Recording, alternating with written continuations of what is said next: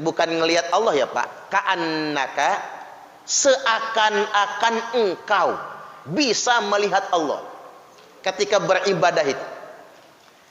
Ini bahasa tasawufnya ma'rifatullah, ma'rifat.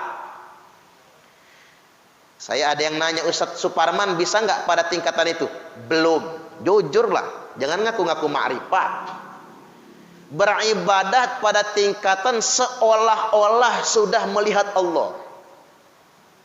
Apa ada yang kayak gitu? Ya disebutkan emang ada Pak. Kalau level-level Indonesia ini kayaknya sih, saya menduga ya. Menduga itu boleh kalau buat kebaikan. Habib Lutfi bin Yahya. Kayaknya sih saya duga beliau sudah sampai setingkatan itu. Habib Syekh. Karena Habib Lutfi itu presiden sufi sedunia internasional. Jadi semua ulama sufi, ketuanya itu Habib Lutfi bin Yahya. Makanya saya yakin betul beliau sudah pada tingkatan itu. Habib Syekh. Kalau ulama kita juga itu siapa? Almarhum Al-Maghfurlah, Mbah Maimun Zubair. Kiai Haji Mustafa Bisri Pak, termasuk Gus Baha ya, Kiai Haji Bahauddin Nur Salim ya. Itu sudah pada tingkatan itu gitu. Jadi ibadahnya, sholatnya, apapun yang dilakukannya, ka'annaka tarahu, seakan-akan melihat Allah.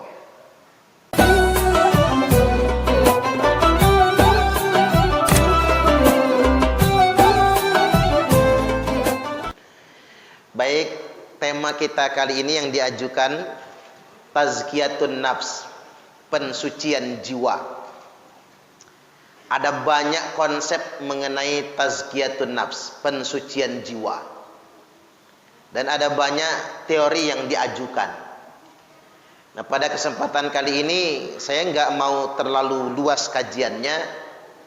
Maka di awal ini ingin saya sampaikan 3 modal utama untuk tazkiyatun nafs, untuk mensucikan jiwa kita, membersihkan jiwa kita, atau setidak-tidaknya menjaga kesucian dan kebersihan jiwa kita.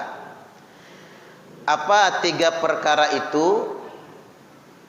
Yakni yang pertama, yang nomor 1, ihsan. Nomor 1.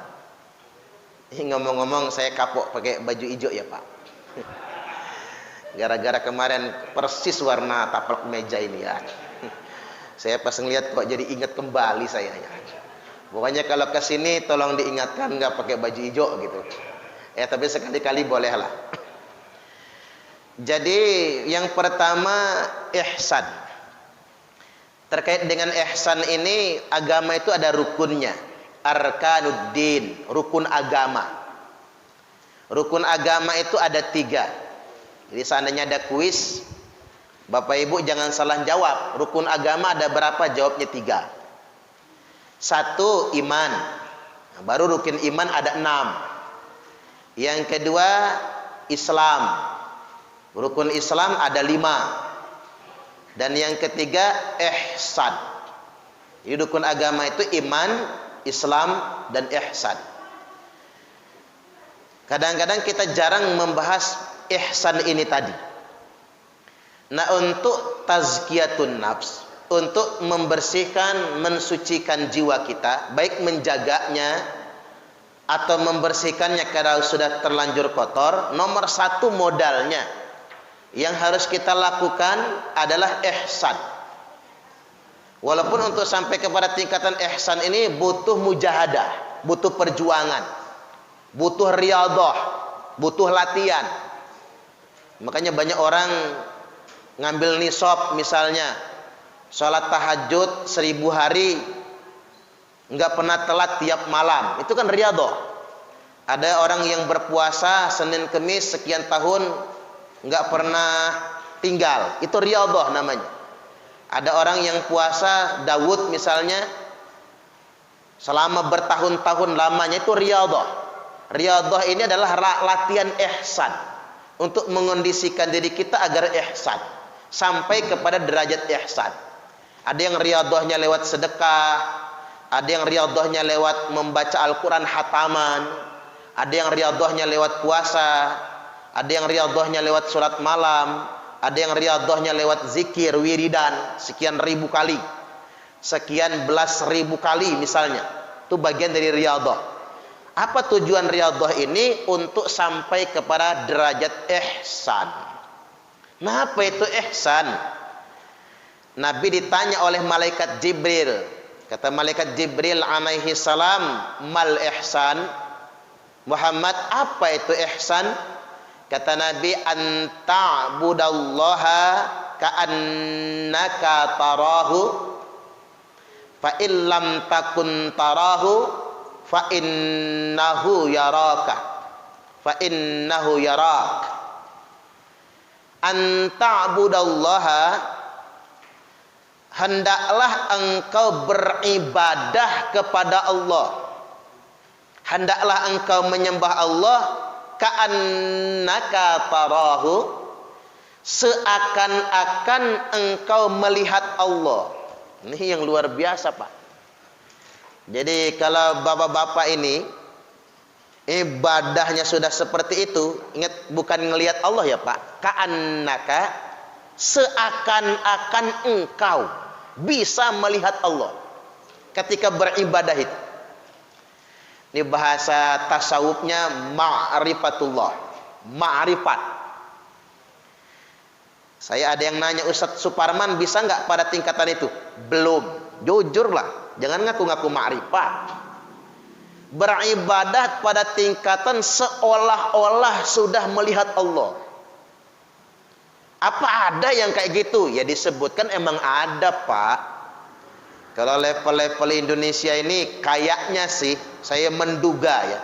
Menduga itu boleh kalau buat kebaikan. Habib Lutfi bin Yahya, kayaknya sih saya duga beliau sudah sampai setingkatan itu. Habib Syekh. Karena Habib Lutfi itu presiden sufi sedunia internasional. Jadi semua ulama sufi, ketuanya itu Habib Lutfi bin Yahya. Makanya saya yakin betul beliau sudah pada tingkatan itu. Habib Syekh. Kalau ulama kita juga itu siapa? Almarhum Al-Maghfurlah Mbah Maimun Zubair, Kiai Haji Mustafa Bisri, Pak, termasuk Gus Baha ya, Kiai Haji Bahauddin Nur Salim ya. Itu sudah pada tingkatan itu gitu. Jadi ibadahnya, sholatnya, apapun yang dilakukannya, ka'annaka tarahu, seakan-akan melihat Allah. Kalau kita ini soalnya Pak, masih demen banget nonton TV, kayaknya susah lah ya.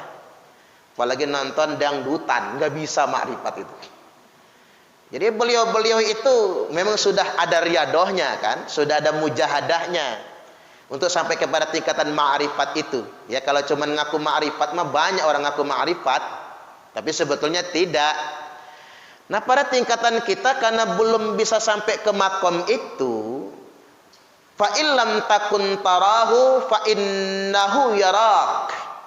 Kalau enggak bisa pada tingkatan itu, engkau tak mampu, kata Nabi, seakan-akan beribadah sudah melihat Allah, fa innahu yarak, maka yakinkan saja sesungguhnya Allah sedang memperhatikanmu. Nah ini yang penting. Nah untuk sampai ke yang ini aja belum tentu nyampe kita.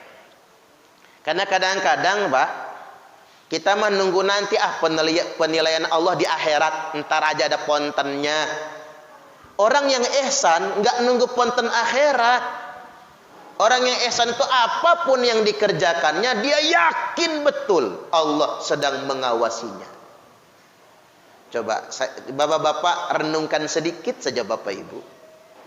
Kalau kita sedang sholat, dan saat sholat mulai dari takbiratul ihram sampai salam, kita dalam kondisi sadar, dalam kondisi yakin Allah sedang melihat kita. Kalau sudah bisa begitu, Pak, keren tuh sholat.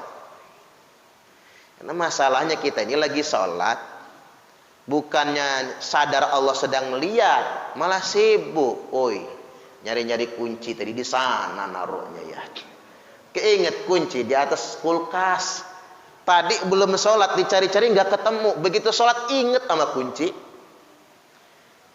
Kadang-kadang pikiran kita ini bi'asgolim minad dunia, sibuk dengan pikiran-pikiran tentang dunia. Belum sholat nggak keinget. Begitu Pak Usep sholat, oi, masih sekian kapling belum laku nih. Subhanallah. Tahu betul jumlah kaplingan yang belum laku. Kepikir ketika kita sedang sholat. Nah itu kita manusia, Pak. Kita ini sebagai manusia itu memang untuk sampai kepada derajat ihsan saja. Yang di poin kedua itu nggak gampang, nggak mudah. Ibarat saya umpamakan beginilah, pengantin baru. Pengantin baru sholat, dilihat mertua, Pak, sadar nih pengantin. Kalau lagi sholat dilihatin mertua, sholatnya dilama-lamain. Mertuanya nunggu nggak selesai mantu nih sholat. Jangan-jangan yang dibaca Al-Baqarah itu ya. Kok lama sangat sholatnya? Padahal si mantu bukan Al-Baqarah yang dibaca. Kulhu dibaca 21 kali. Biar kesannya lama panjang bacaannya. Lah mengapa si mantu lakukan itu? Karena dia sadar ketika dia sedang gelar sajadah, sholat di ruang tengah misalnya, mertua lagi nongkrong di situ. Makninahkan, dia husuk-husukkan. Nah ini mengapa? Karena diperhatikan mertua. Nah saat kita sholat, kita sadar betul kalau Allah subhanahu wa ta'ala sedang memperhatikan kita, maka sholat kita pada tingkatan ihsan. Kita akan sholat dengan cara yang terbaik. Nah ibadah apapun, Pak, kalau posisi kita begitu, nggak penting lagi pujian manusia. Nah, tuh, Kak Arisnya itu kenain juga, biar masuk YouTube. Subhanallah. Baik Bapak Ibu rahimakumullah. Nah ini pada tingkatan ihsan, Pak. Jadi begini, orang yang sudah ihsan itu apapun yang dikerjakannya sudah li ajlillah. Sudah karena Allah. Bukan lagi li ajlin nas. Bukan karena manusia. Tidak terbang karena dipuji, tidak tumbang karena dicaci. Kadang-kadang kita ini manusia itu begitu ya, Pak. Dicaci dikit langsung bikin tanggapan. Karena mengapa kita li ajlinas, kita masih concern banget dengan apa pandangan manusia. Kita masih concern banget dengan apa kata manusia. Dipuji dikit mulai mengharu biru, rasa terbang jedut langit misalnya. Karena kita masih fokus kepada pandangan manusia. Nah orang yang sudah ihsan, dia lebih fokus kepada penilaian Allah subhanahu wa ta'ala. Saya lakukan ini Allah ridho atau tidak? Saya kerjakan ini Allah ridho atau tidak? Dan tidak perlu kita itu sibuk mengkanter pandangan manusia, nggak perlu. Karena begini, orang kalau sibuk menjelaskan tentang apa yang dia lakukan, berarti dia masih terlalu sibuk dengan pentingnya pandangan manusia. Makanya kayak Gus Dur, Pak. Gus Dur itu levelnya sudah sampai ke situ, level waliullah. Karena dia tidak pernah mau menjelaskan alasan mengapa dia melakukan sesuatu. Maka banyak betul orang salah paham. Indonesia ini masih negara yang lemah, apalagi waktu itu. Habis ancur-ancuran reformasi, beliau jadi presiden. Terus ada tekanan dari barat agar beliau bikin kedutaan Israel di Indonesia. Karena beliau waliullah, iya, diiyakan biar Indonesia ini bisa bangkit kembali. Diiyakan, lalu Gus Dur bikin pengumuman, saya akan buka kedutaan Israel di Indonesia. Rebut seantero Indonesia raya tercinta ini. Orang demo rame-rame. Gus Dur lapor, tuh rakyat saya belum siap. Nanti ajalah kalau mereka sudah siap. Tuh Pak, nggak jadi kan buka kedutaan.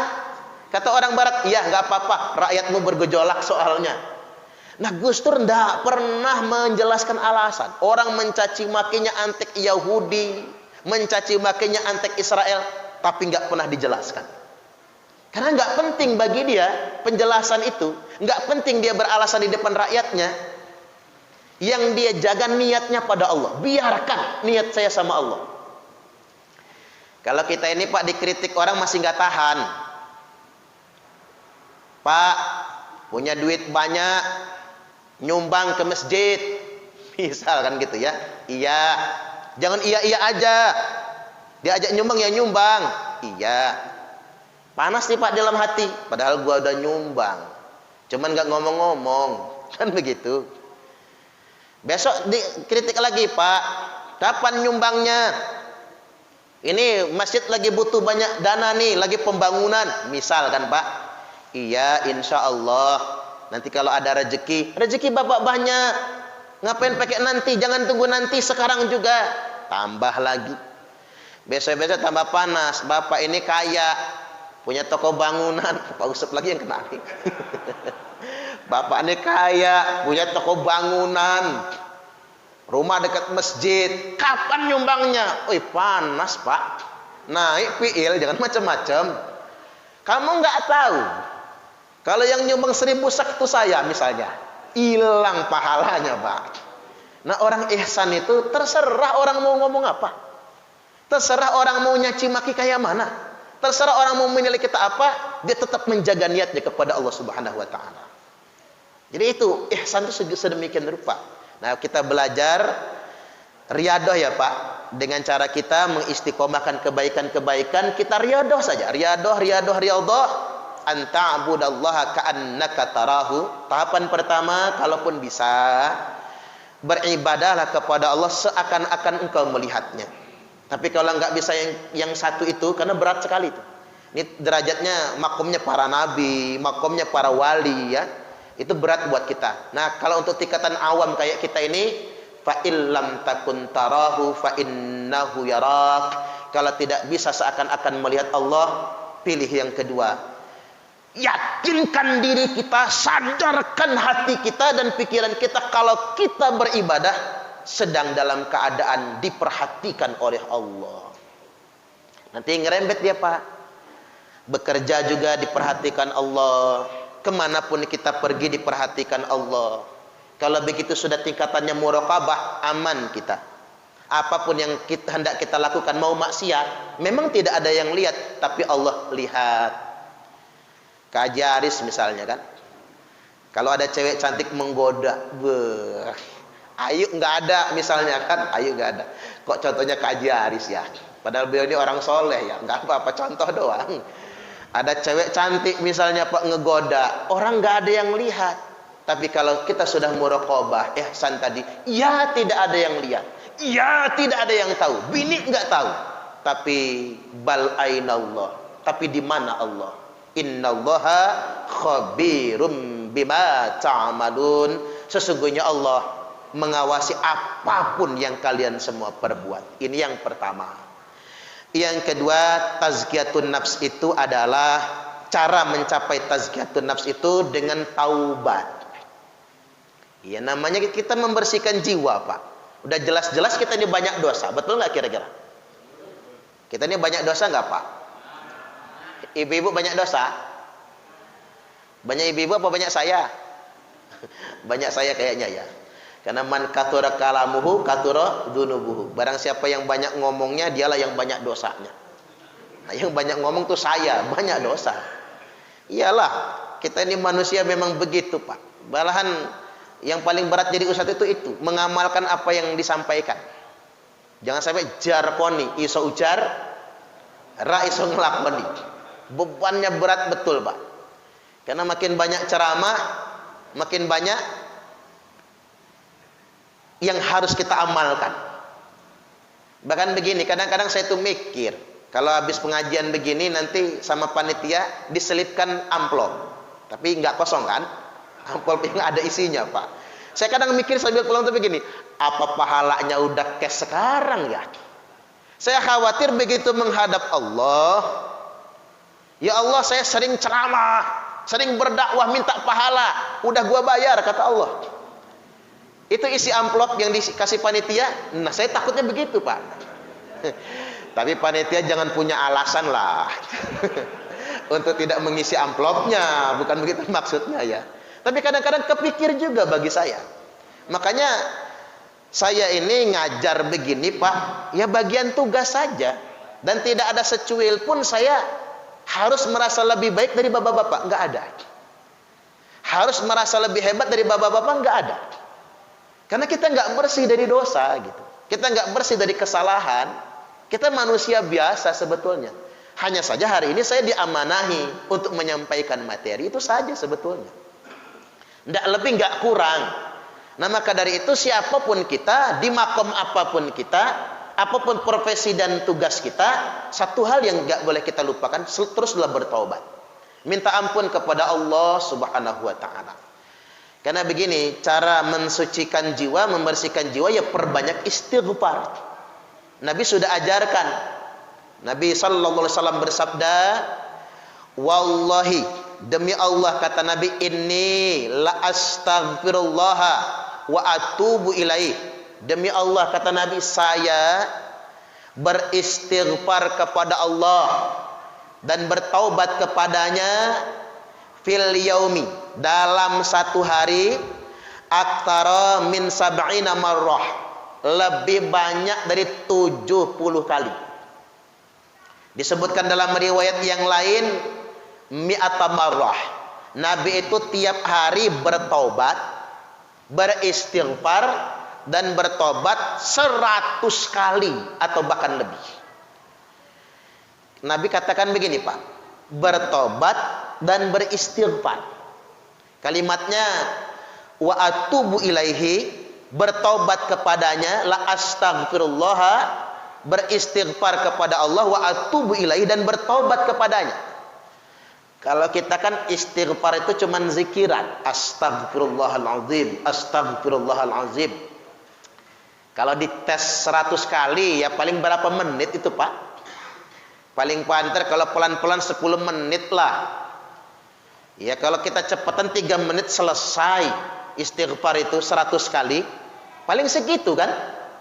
Tapi ucapan, nah Nabi itu istighfar 100 kali sekaligus taubat di sana. Jadi istighfar yang disertai pernyataan dan kesadaran taubat kepada Allah dalam satu hari minimal 100 kali. Nah itu Nabi. Kita ini bukan Nabi. Ya enggak adalah Nabi Suparman alaihi salam itu. Enggak masuk hitungan. Kita ini bukan Nabi. Kita bertobat, beristighfar, ya mestinya lebih banyak daripada Nabi. Kalau Nabi kan maksum, terjaga. Nabi itu maksum itu artinya begini Pak, ismah ilahiyah. Apa itu? Dijaga memang untuk tidak berbuat maksiat. Allah yang menjaganya sampai sedemikian rupa. Nah kita ini manusia biasa yang tempatnya salah dan lupa. Maka terus-teruslah bertaubat kepada Allah, terus-teruslah beristighfar kepadanya. Walaupun ada keberuntungan buat kita umat Muhammad, kita ini tidak akan pernah diadab di dunia. Saya tegaskan ulang ya Pak, umat Muhammad ini tidak akan pernah diadab di dunia. Percayalah. Adabnya ditunda untuk di akhirat nanti. Nah sebelum dia mati Allah kasih kesempatan untuk bertobat. Tapi ada kok Ustadz orang yang kena celaka di dunia itu bukan adab, tapi itu peringatan. Nah peringatan yang Allah kasih kepada orang beriman itu penghapus dosa. Makanya kalau bapak-bapak ngelihat orang sakit, sakit yang merusak ya, sakit yang merusak itu contohnya apa? Diabetes misalnya Pak, yang nggak ada sembuhnya kan? Kemudian gagal ginjal, kan nggak bisa diperbaiki lagi. Dia cuma bisa cuci darah, cuci darah, cuci darah. Kalau ngeliat ada orang sakit begitu atau kita yang begitu, maka jangan pernah mengatakan itu adab, jangan pernah. Karena kalau kita mengatakan itu adab, maka kita sudah su'ul adab kepada Allah Ta'ala, nggak boleh. Tapi katakan itu penebus, penghapus dosa. Harus begitu dia. Jangan sampai kita ngelihat orang sakit dia, rasain kena azab. Nah, jangan ya Pak. Jangan katakan begitu. Alangkah latahnya cangkemnya itu Pak. ngomong semau-maunya, nggak boleh itu. Mengatakan adab itu tidak boleh. Kecuali umat yang sebelum Nabi kita. Kalau umat sebelum Nabi kita, betul ada azab. Fir'aun kena azab, Qarun kena azab, umat Nabi Lut kena azab. Nah, azab itu hanya diturunkan kepada umat-umat terdahulu kala. Setelah diutus Nabi kita, tidak ada lagi yang namanya azab di dunia. Azabnya di akhirat nanti. Makanya semua musibah yang terjadi di dunia ini, la'allahum yarji'un, tujuannya hanya peringatan agar mereka ingat kembali kepada Allah Subhanahu wa taala. Makanya kita ini dikasih ujian apapun, jangan pernah katakan azab. Kadang-kadang orang begitu, nyesal saya begini gara-gara perbuatan saya di masa lalu, Ustaz. Jangan terlalu menyesali begitu, Bapak Ibu. Boleh ingat kesalahan kita, tapi itu bukan azab. Karena semua yang menimpa umatku, kata Nabi, kalau itu bukan ujian untuk menaikkan derajat, setidak-tidaknya dia peringatan untuk menghapuskan dosa, kafarat. Jangankan sakit yang parah, Bapak Ibu, pening pala saja menghapuskan dosa 40 hari 40 malam. Kemarin kan sudah saya sampaikan kan. Makanya kalau bisa kita ini tiap 40 hari sakit pala. Kalau nggak tahan, beli paracetamol aja ya Pak, antemin tuh. Apalagi tanggal tua ya Bu, sakit pala ya. Karena hitungannya udah sedemikian rupa. Nah, ketika kita pening pala, itu sudah bisa menghapuskan dosa-dosa, apalagi penyakit yang parah. Nah, terkait dengan taubat, Nabi sallallahu alaihi wasallam telah bersabda, innallaha yaqbalu taubatal abdi ma lam yugharghir. Sesungguhnya Allah akan tetap menerima taubat hambanya. Ini karena pakai fi'il mudhari' soalnya Pak. Allah itu takkan pernah berhenti menerima taubat hambanya, malam yugharghir, selama nyawanya belum mendesak-desak di tenggorokan. Terlalu baik Allah itu. Baik sangat, baik sangat. Kalau kita mah kan kurang baik. Sekali dia salah kita maafin. 2 kali salah, maafkan. 3 kali salah, tidak ada maaf bagimu. Wah, manusia itu songong banget ya. Dia ngasih rezeki enggak gitu ya, berani ngomong tiada maaf bagimu. Padahal Allah yang kasih kita rezeki, yang kasih kita semua fasilitas yang ada di alam semesta ini. Sekali, 2 kali, 1000 kali, 1.000.000 kali, bahkan tak terhitung kalinya manusia mendurhakai Allah. Allah tetap terima taubatnya selama nyawa belum mendesak-desak di tenggorokan. Jadi ada hadis yang saya waktu guru saya menyampaikan ini, saya seneng banget Pak. Bunyinya begini, lallahu asyaddu faraha, niscaya Allah itu sangat gembira. Di kalimatnya Pak, asyaddu faraha, sangat gembira. Jadi bukan cuman gembira, sangat gembira. Bitaubati abdihi hina yatubu ilaih. Allah itu sangat gembira atau lebih gembira dengan taubat hambanya ketika si hamba itu bertaubat kepadanya. Ini saya ulang lagi ya narasinya. Ada kejadian, dia ini sedang berangkat safar di padang pasir yang sangat luas, bersama untanya, makanan dan minuman yang cukup. Kemudian untanya hilang, sampai dia berpikir mau pulang mati, lanjut perjalanan pasti mati karena kehabisan bekal. Dia tertidur lalu dia bangun. Ketika dia bangun Pak, tiba-tiba untanya nongol di samping dia. Lalu dikatakan di sini, tsumma qala min syiddatil farah. Lalu dia berkata karena saking senangnya, Allahumma anta abdi wa ana rabbuka. Ini saking senangnya ya Pak. Ya Allah, engkau hambaku dan aku adalah Tuhanmu. Saking senangnya loh Pak. Salah ngomong. Allahumma anta abdi wa ana rabbuka. Ya Allah, sesungguhnya engkau hambaku, aku adalah Tuhanmu. Saking senangnya dia. Salah ngomong. Akhta'a min syiddatil farah. Dia salah ngomong, kata Nabi.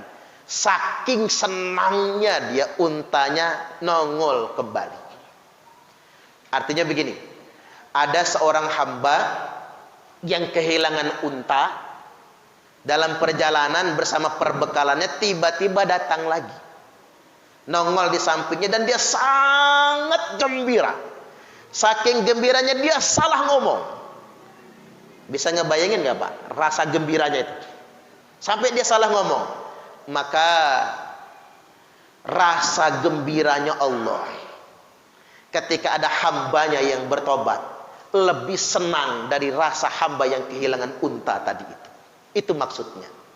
Gembiranya Allah, senangnya Allah dengan hambanya yang bertobat lebih senang, lebih bergembira dari seorang hamba yang saking gembiranya salah ngomong tersebut. Subhanallah. Terus ada yang nanya sama saya, Ustadz, dosa nggak hamba itu salah ngomong? Kan kurang ajar itu. Ngomongin Tuhan hambanya, dia Tuhannya. Nggak dosa Pak, karena dia salah ngomong, kecele. Karena orang kalau satu saking takutnya bisa salah ngomong kan? Atau saking senengnya bisa salah ngomong. Awas bapak-bapak kalau lagi seneng sangat, jangan salah ngomong sama istri. Saking senengnya Pak Usup, kamulah istriku yang satu. Nah salah ngomong. Lupa ada yang kedua dong Pak kalau begitu. Oh enggak, yang satu-satunya maksudnya. Karena salah ngomong, ya saking gembiranya salah ngomong gitu. Nah, salah ngomong dalam kondisi emosi yang sedang memuncak, baik emosi gembira atau emosi rasa takut atau emosi marah, itu tetap dimakfukan dalam hukum agama. Tapi Nabi ingin buat perumpamaan Pak, betapa gembiranya Allah dengan orang-orang yang bertaubat. Itu maksudnya. Baik, ini yang kedua ya. Yang ketiga, tazkiyatun nafs itu baru bisa kita dapatkan kalau kita sudah menghilangkan hasad, dengki kepada nikmat orang lain. Bisa kita. Saya ulang lagi Bapak Ibu. Kalau kita sudah tidak mendengki terhadap nikmat dunia yang Allah berikan kepada orang lain, bersih jiwa kita. Itu baru bisa tazkiyatun nafs. Tapi ingat, nikmat dunia ya Pak. Kalau kita iri, kok dia rajin betul ke masjid, saya enggak, bagus. Iri yang positif. Kalau dia aja rajin, ngapa gua kagak? Kok dia rajin betul infak, saya tidak. Kalau begitu saya infak juga, boleh. Iri yang kayak gitu. Kok dia pinter sangat, saya tidak. Kita rajin belajar, boleh. Iri yang kayak gitu. Tapi yang disebut dengki dengan urusan dunia ini, hasad dengan urusan dunia ini, hasad dengan kelebihan yang Allah berikan kepada orang lain, terhadap nikmat yang Allah berikan kepada orang lain. Nah kalau kita sudah nggak bisa begitu, insya Allah sudah bersih jiwa. Hadisnya begini, banyak kalimatnya. La yu'minu ahadukum hatta yuhibba li akhihi ma yuhibbu li nafsihi. Tidaklah beriman salah seorang di antara kalian hatta sehingganya salah seorang di antara kalian yuhibba li akhihi, mencintai bagi saudaranya ma yuhibbu li nafsihi, apa-apa yang dicintai pada dirinya. Jadi, tapi jangan salah nerjemahin Bapak Ibu. Tidaklah beriman salah seorang di antara kalian sehingganya kalian mencintai saudara kalian seperti mencintai diri kalian sendiri. Jangan Pak, nggak bisa. Coba kita pakai logika. Saya nggak bisa mencintai bapak-bapak seperti mencintai diri saya sendiri, nggak bisa. Jujur-jujuran kan, bener kan? Nggak bisa. Jangankan ke bapak-bapak, bapak-bapak nih, jangankan ke saya atau ke yang lainnya, belum tentu kan mencintai istrinya seperti mencintai diri sendiri. Jujur, jujur, jujur-jujuran aja kita. Belum tentu bapak-bapak mencintai istri seperti mencintai diri sendiri. Buktinya, kalau istri meninggal dunia, Masih merah kuburan bini udah kawin lagi. Subhanallah. Kadang-kadang mohon maaf Pak, bini kuburan masih merah dilengkahin kuburan nama lakinya. Karena dulu pernah punya kesepakatan, boleh papa kawin lagi tapi langkahi dulu mayat. Subhanallah. Kan begitu, sama ibu-ibu juga. Apa iya mencintai suaminya lebih daripada mencintai diri sendiri? Belum tentu. Atau mencintai suaminya seperti mencintai diri sendiri? Belum tentu. Buktinya kalau bapak-bapak mati, enggak mau dia menguburkan suaminya di kamarnya. Ngapa Bu? Takut jadi hantu Pak Ustadz, kata dia. Suaminya aja dia takutin kan. Beda dengan Ummul Mukminin Aisyah. Nabi wafat Pak, dimakamkan di kamar. Itu tanda istri cinta banget sama bapak-bapak. Kalau bapak-bapak mati duluan, istrinya menguburkan suami di kamarnya. Setuju nggak Bu? Kata ibu-ibu, sorry amat Ustaz. Subhanallah, orang kayak gitu mah. Iya kan? Ini bukti nyata. Aisyah cinta sangat tuh sama Nabi. Sampai Nabi wafat dimakamkan di kamar. Jadi Aisyah tidur di kamar, di situ ada makom Nabi. Subhanallah, luar biasa itu. Ini cinta namanya. Kalau ibu-ibu ya belum tentu. Bahkan banyak ibu-ibu tuh mengapa nggak mau kawin lagi? Bu, kata saya, mumpung masih muda kawin lagi nggak apa-apa. Menjanda masih muda kan, kawin lagi nggak apa-apa. Nggak Ustaz. Oh berarti ibu cinta sangat sama suami? Bukan. Lu apa Bu? Takut dapat yang kayak gitu lagi, kapok rasanya. Astagfirullahaladzim. Ternyata banyak janda nggak mau kawin lagi gara-gara kapok sama suaminya ya Pak ya. Takut dapat yang kayak gitu atau lebih parah lagi. Nah, ini kan pelajaran bagi kita. Jadi nggak ada orang itu bisa mencintai orang lain seperti mencintai diri sendiri, nggak ada. Omong kosong itu kalau ada juga. Iya kalau belum dapat, kalau sudah dapat, tahu sendiri. Kalau belum dapat mah ngerayunya kayak apa tuh laki-laki. Wow, kalau belum dapat, sayang, aku tidak bisa hidup tanpamu, begaya lo. Segala apa aja dibeliin. Sayang minta apa? Roti, beliin roti paling mahal, apa mereknya? Bawain. Belum dapet, dipuja-puji. Coba kalau sudah dapet Pak, sebulan, 2 bulan, 3 bulan, lewat 3 bulan mulai ngegentak tuh. Pak, beliin roti kayak papa waktu beliin saya masih gadis itu ya, mahal. Cari aja yang lebih murah. Mahal jawabnya. Aduh, bapak-bapak luar biasa. Kalau udah dapat mah begitu, ternyata kasar, tukang marah. Artinya memang nggak ada. Makanya terjemah hadis itu bukan begitu. Tidaklah beriman salah seorang di antara kalian hatta yuhibba, sehingganya dia mencintai li akhihi, bagi saudaranya, ma apa-apa yuhibbu li nafsih, apa-apa yang disukai pada dirinya. Apa maksudnya? Kalau kita senang punya mobil, kita juga harus senang Pak kalau ngelihat tetangga kita kebeli mobil. Itu maksudnya. Ini mah enggak, tetangga kebeli mobil, paling juga ngeridit. Tunggu aja nanti ditarik leasing. Tuh kan, senep rasanya tetangga kebeli mobil. Ini masalah di diri kita. Itu namanya dengki, kan begitu. Kalau kita senang dagangan kita sendiri lancar, kita juga wajib senang kalau ngelihat dagangan tetangga kita lancar. Itu orang bersih tuh Pak, orang baik tuh. Ini enggak dagangan dia lagi sepi, tetangga lancar. Tuyulnya di mana sih nyarinya? Tuyul nyebutnya. Jangan-jangan pakai penglaris tuh. Kayak gitu sih dia. Mulai kita menduga-duga, mulai kita suudzon. Pokoknya begini Pak. Kalau kita sudah pada tahapan tetangga kita punya kelebihan, kita ikut senang, itu percayalah dia orang baik. Percayalah dia orang baik. Senang kalau melihat orang lain senang, setidaknya ikut merasa susah. Kalau ngelihat orang lain susah, percayalah itu orang baik. Tak ulang lagi. Senang ketika melihat orang lain lagi senang, kemudian setidaknya ikut merasa susah, berbelasungkawa. Kalau ngelihat tetangganya sedang susah, tanda orang baik.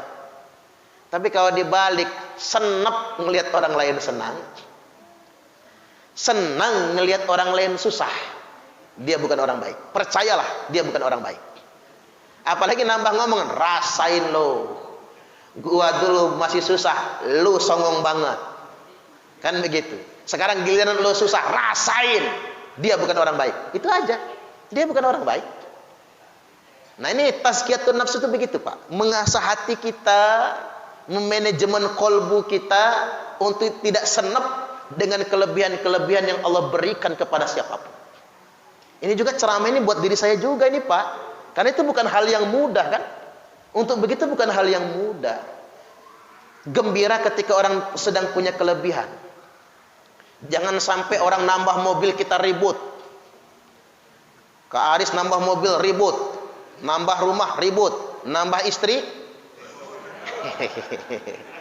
nggak tahu. Kalau itu saya nggak tanggung jawab. Yang ujung itu saya nggak tanggung jawab itu ya. Saya bingung mendefinisikan itu nikmat atau adab kira-kira itu. Saya bingung mendefinisikan kalau yang ujung itu. Nah ini 3 hal mungkin bisa dimengerti ya Pak. 3 hal bagian dari upaya kita tazkiyatun nafs, mensucikan, membersihkan jiwa kita. 1, ihsan. Jadi selalu menyadari apapun yang kita lakukan diawasi oleh Allah. Yang kedua, taubat. Jangan pernah berhenti bertaubat. Terus diulang-ulang taubat, istighfar, taubat, menyadari kesalahan diri kita. Enggak perlu risau dengan kesalahan orang lain. Yang penting kita merenungkan kesalahan diri kita sendiri. Kemudian yang ketiga, yakni tidak hasad, tidak mendengki terhadap kelebihan duniawi yang Allah berikan kepada orang lain. Baik, sampai di sini kita buka tanya jawab.